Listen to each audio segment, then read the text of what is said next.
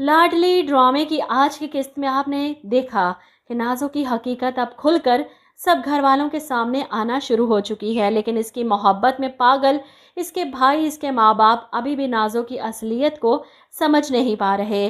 सुंदस अरसल की आंखें खोलने की कोशिश करती है तो वो गुस्सा करते हुए कमरे से क्या घर से चला जाता है, और वहीं इसहाक साहब नाज़ो को समझाने की कोशिश करते हैं कि मेरे लिए तुमसे बढ़कर कोई नहीं, लेकिन सुंदस तुमसे बड़ी है रिश्ते में भी, तुम्हें इसकी इज्जत करनी चाहिए। ये बात नाज़ो दिल पर ले लेती है कि अब्बा जी ने मेरे सामने सुंदस आपी की तारीफ़ की, इन्हें मुझसे ज़्यादा सुंदस आपी अजीज़ हो गई।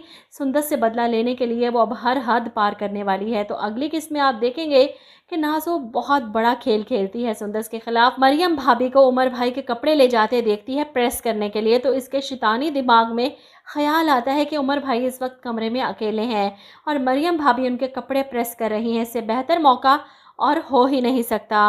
वो मुलाजमा के पास जाती है और उनसे कहती है कि हुस्ना भी सुंदस आपी के कहाँ है, जिस पर वो बताती हैं कि अपने कमरे में होगी। तो नाज़ो इन्हें कहती है कि सुंदस आपी से जाकर कहो कि मरियम भाभी इन्हें अपने कमरे में बुला रही हैं।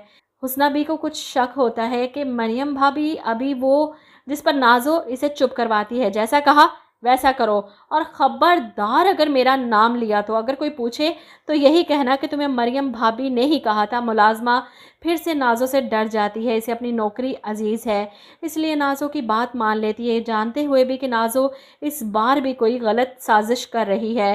वो सुंदस के कमरे में जाकर इन्हें पैगाम देती है कि मरियम भाभी ने आपको अपने कमरे में बुलाया है। सुंदस खामोशी से उठती है और मरियम भाभी के कमरे में चली जाती है कि जी भाभी आपने बुलाया मुझे, और ऐसे में कमरे का दरवाज़ा बाहर से लॉक हो जाता है। ये देखकर सुंदस को हैरत होती है कि कमरे का दरवाज़ा किसने लॉक कर दिया। ऐसे में उमर वॉशरूम से निकलता है और सुंदस को अपने कमरे में देखकर हैरान, आप यहाँ पर क्या कर रही हैं? जिस पर सुंदस कहती है मुझे मरियम भाभी ने बुलाया था, मैं यहाँ आई तो दरवाज़ा अचानक से लॉक हो गया। उमर आगे बढ़ता है दरवाज़ा खोलने के लिए, किसने लॉक कर दिया? वो आवाज़ें देता है और ऐसे में बाहर से सब घर वाले दरवाज़ा खोलकर जब अंदर आते हैं और सबाहत बेगम तो आते ही चीख पड़ती हैं, ये सब क्या हो रहा है यहाँ पर? सुंदस तुम क्या कर रही हो उमर के कमरे में?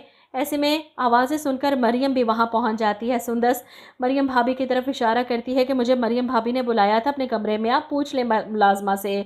उसने भी बताइए आप, इन्होंने मुझे आकर पैगाम दिया था। और मुलाजमा फ़ौरन मुकर जाती है, मैंने तो आपसे कुछ नहीं कहा।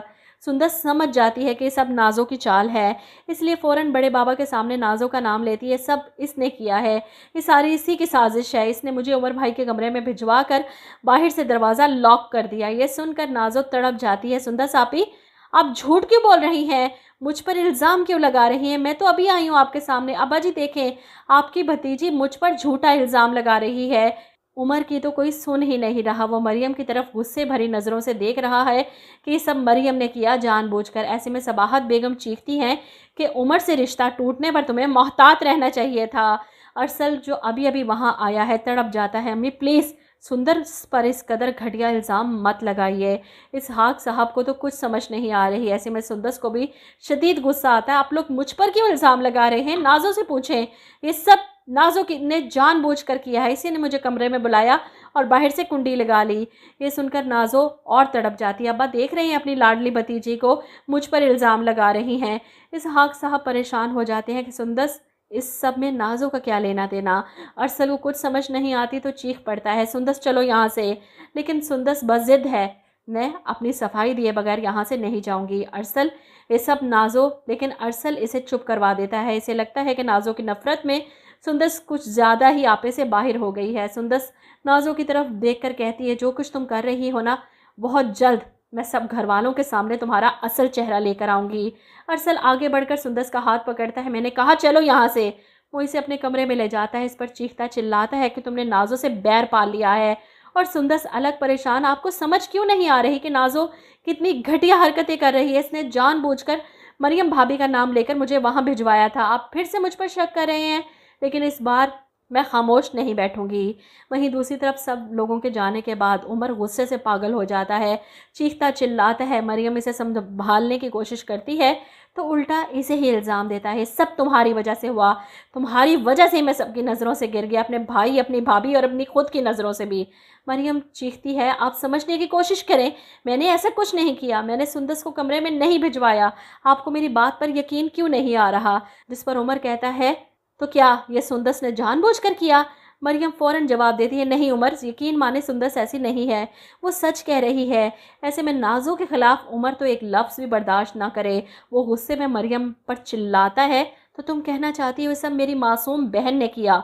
नहीं मरियम, ये सब तुम्हारी वजह से हुआ। जब से तुम मेरी ज़िंदगी में आई हो, मेरी ज़िंदगी अजाब बना दी है तुमने। मैं अभी और इसी वक्त तुम्हें तलाक। इससे पहले कि वो मरियम को तलाक देता, मरियम चीख पड़ती है, बस कर दें, ये क्या कह रहे हैं आप सोचिए उमर, जिस दिन आपकी आंखों से ये घनौनी पट्टी उतरेगी ना, इस दिन आप मुझसे नजरें नहीं मिला सकेंगे। बताएं ना, नजरें मिला सकेंगे मुझसे? मरियम की आवाज़ ऊंची सुनकर उमर का पारा चढ़ जाता है और उसका हाथ उठ जाता है।